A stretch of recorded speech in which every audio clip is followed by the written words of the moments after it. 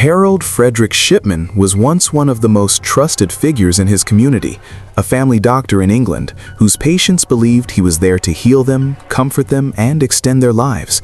But behind the calm voice, white coat, and reassuring presence was a man who would later be exposed as one of the deadliest serial killers in recorded history, responsible for the deaths of at least 215 people, with investigators suspecting the true number may exceed 250. Making him one of the most prolific killers the world has ever known. Shipman was born in 1946 and grew up in a working-class family, and early in life he witnessed the death of his mother from cancer, an event many believe shaped his obsession with death and control. Later attending medical school and becoming a general practitioner, a profession that granted him immense trust and near absolute authority over his patients, most of whom were elderly and vulnerable.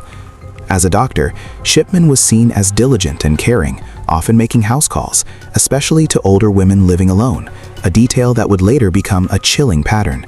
Because behind closed doors, Shipman was administering lethal doses of diamorphine, a powerful opioid, quietly killing patients under the guise of medical care, then signing their death certificates himself, often listing natural causes, ensuring no immediate suspicion.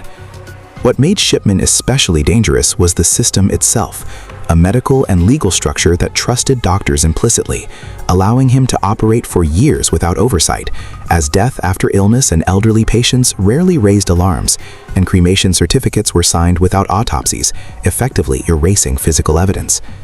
Over time, subtle red flags began to appear, including unusually high death rates among Shipman's patients compared to other doctors in the area, many dying suddenly and alone, often fully dressed and sitting upright, a detail that later struck investigators as deeply abnormal.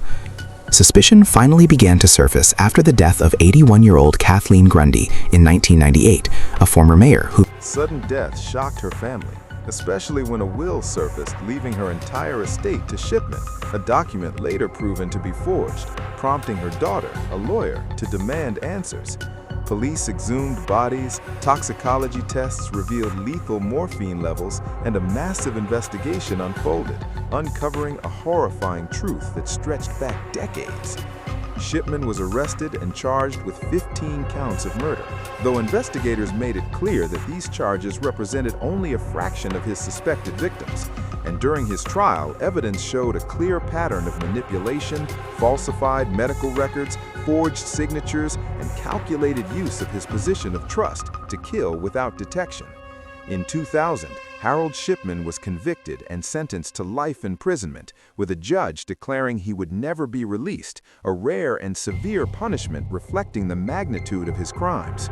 Yet even in prison, Shipman maintained his innocence, refusing to explain his actions or reveal the full scope of his killings, taking many answers to the grave when he died by suicide in his cell in 2004.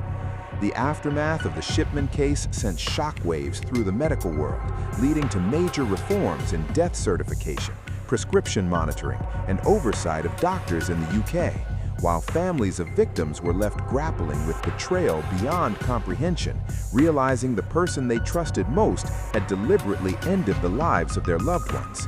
Harold Shipman's story is not just about murder, but about unchecked authority, systemic failure, and how evil can hide behind respectability, reminding the world that monsters do not always look dangerous.